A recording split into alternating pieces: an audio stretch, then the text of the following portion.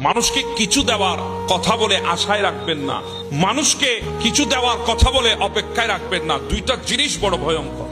আপনি কাউকে আশায় রেখেছেন দেবে বলে, কিন্তু আপনি ভুলে গেছেন আপনি তো দুনিয়া নিয়ে ব্যস্ত। আপনার কাছে দুনিয়ায় প্রাধান্য, মানুষকে দেবেন বলে আপনি আশা রেখেছেন। অনেক মানুষ আছে আপনার আশায় পড়ে আপনার থেকে আশা নিয়ে ভেতরে ভেতরে ঘর বেঁধে বসে আছে।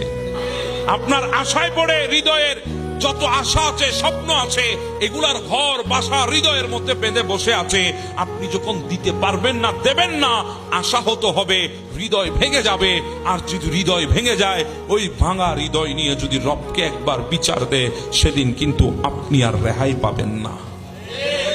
কাউকে দেবার নামে আপনি অপেক্ষায় রাখবেন না, দিবেন বলে কাউকে অপেক্ষায় রাখবেন না। কারণ অপেক্ষার পহর বড় কঠিন। কারণ অপেক্ষায় রেখেছেন আপনি, অপেক্ষা যে জন্য রেখেছেন সেটা আপনি দেন নাই। মানুষটার হৃদয় ভেঙেছে। যখন হৃদয় ভেঙে গেছে, ওই মানুষটা যখন রবের দরবারে আপনার বিরুদ্ধে যখন একবার বিচার দেবে, আপনি জিন্দেগিতে কোনোদিন শান্তি আশা করতে পারবেন না। এজন্য কাউকে কিছু দেবার নাম দিয়ে আশা দেবেন না, কাউকে কিছু দেবার নাম দিয়ে আপনি তাকে অপেক্ষায় রাখবেন না।